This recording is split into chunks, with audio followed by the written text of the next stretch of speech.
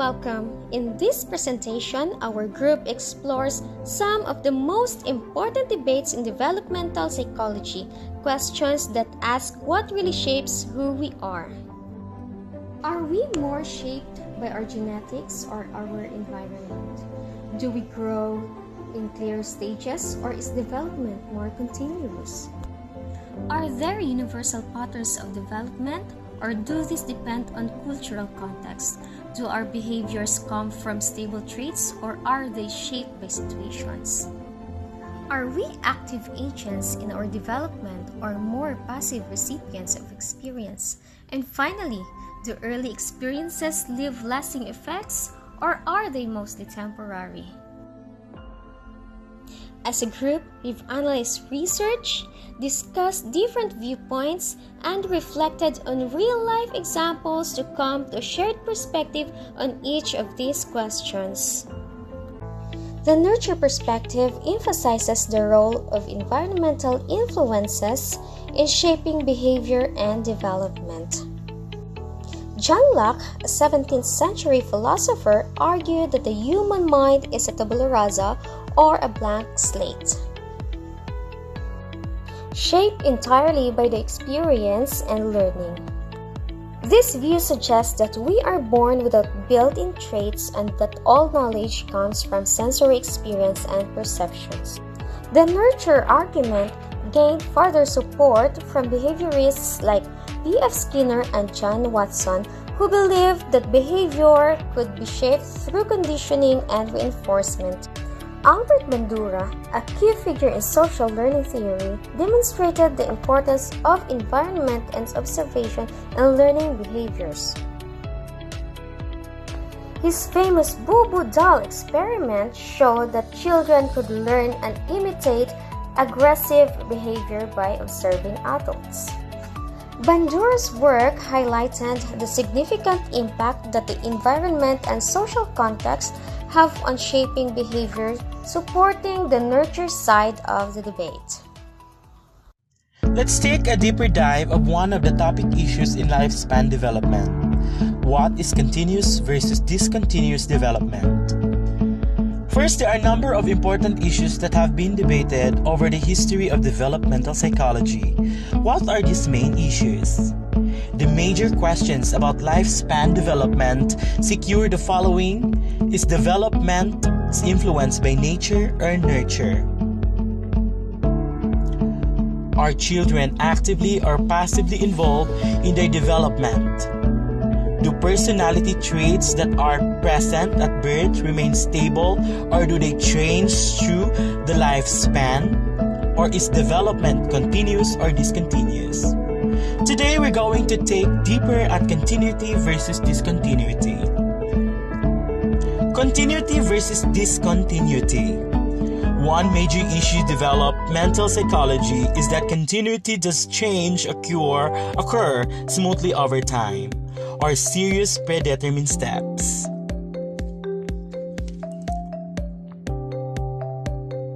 When considering skill development or personality characteristics over time, you can think continuity as consistency of these skills or characteristics, and discontinuity is change in the skills or characteristics. Let's look at an example of continuous development. Some aspects of development of organisms such as maple tree growing steadily in height and cross-sectional area involve qualitative changes, just as one theories of human development argue that changes are simply a matter of quantity. As children grow in height, they also tend to display more of certain skills as they grow older. Developmental theorists of support of discontinuity outline a series of sequential stages in which skills emerge in certain points of development. These relatively sudden qualitative changes are comparable to the life cycle of ladybug. The ladybug transitions rapid continuous of becoming a total different kind of entity. So which one is correct? Again, which one is correct? Is human development best characterized as slow, gradual process, or it is best viewed as one of more abrupt change? It depends on which development theorist you ask and what topic is being studied.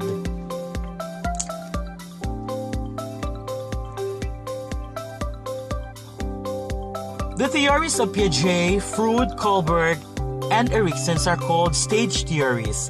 Stage theories and discontinuous development assumes the developmental change often occurs in distinct stages that are qualitatively different from another and in set.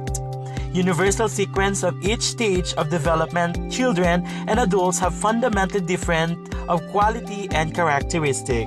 On the other hand, the behaviorist Vygotsky and information processing theories assures development is the more slow and gradual process known as continuous development.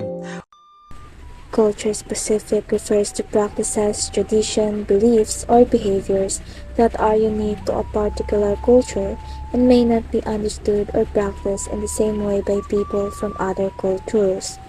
This can include food, clothing, greetings, festivals, or costumes that reflects the history and values of a society.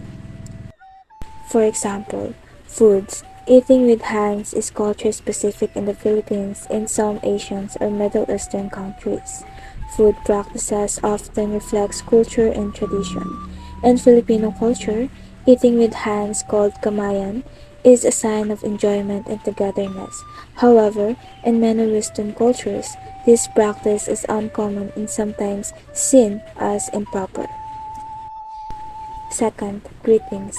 Mano in the Philippines and bowing in Japan are culture-specific greetings.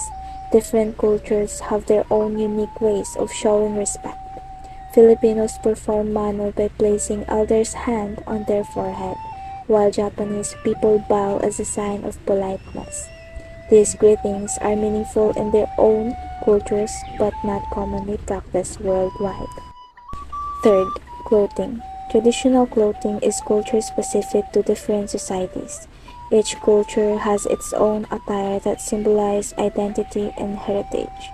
For example, Filipinos wears the barong Tagalog, Indians wear the sari, and Japanese wear the kimono. These clothes are tied to tradition and not used in daily life outside their culture. Fourth, festivals. Many festivals are celebrated only within specific cultures. Festivals often honor religious beliefs, history, or tradition unique to a community.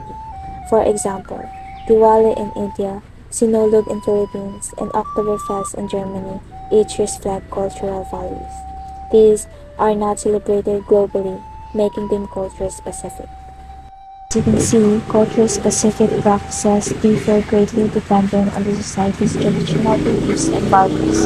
What feels natural in one place might feel unusual or even confusing in another. Do children's play is important for their own development? Yes, play is important for child's development, impacting their cognitive, physical, social, and emotional well-being. Through play, children explore their world, build skills, and develop crucial abilities for navigating life. Here's the benefits of play for children. First is creative development, physical development, cognitive development, social development, and emotional development. Creative development involves exploration, self-expression, decision-making, problem-solving, and applying knowledge. Physical development. Play, including both structured and unstructured activities, helps children develop gross and fine motor skills, coordination, and physical strength. Third is cognitive development. Play provides opportunities for children to experiment, make decisions, and solve problems within a safe imagination space. Through play, children can explore concepts of numbers, shapes, and scientific inquiry. Social development. Play provides opportunities for children to learn about cooperation, sharing, taking turns, and resolving conflicts. Emotional development. Through imaginative play and interaction, children learn to understand their emotions, manage strong feelings, and develop self-esteem and confidence. In essence, play is a powerful tool that allows children to learn, grow, and thrive. It is not just a source of fun but a fundamental aspect of a healthy child development.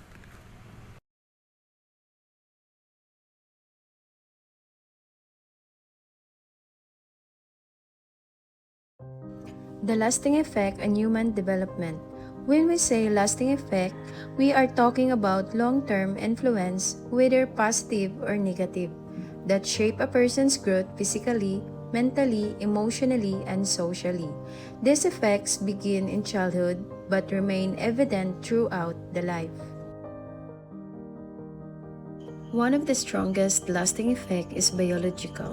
For example, proper nutrition during childhood supports healthy brain and body development. On the other hand, malnutrition may lead to stunted growth and learning difficulties that can last a lifetime.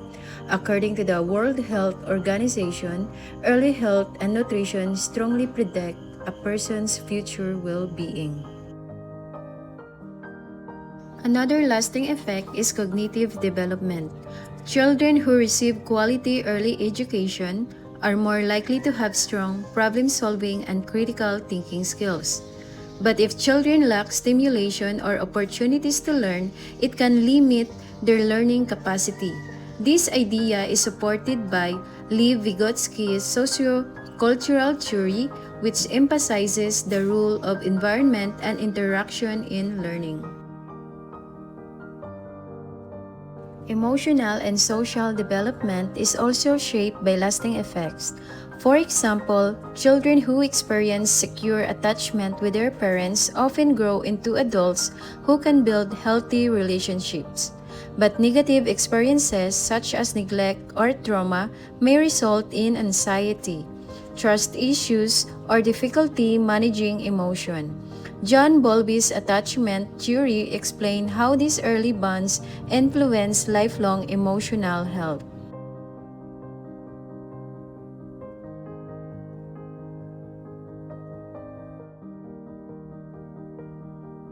Not all lasting effects are negative, many are positive. For instance, consistent parental support can lead to confidence and resilience in adulthood. A strong teacher-student relationship may motivate a learner and inspire long-term academic success. Yuri Bronfenbrenner's ecological theory reminds us that family, school, and community environments all leave lasting marks on human development. To conclude, lasting effect, whether biological, cognitive, emotional, or social, play a vital role in shaping who we are. Positive support and environments can help us thrive, while negative experiences may create challenges that remain through life. This reminds us of the importance of giving children and learners the best foundation possible, because what happens early often lasts a lifetime.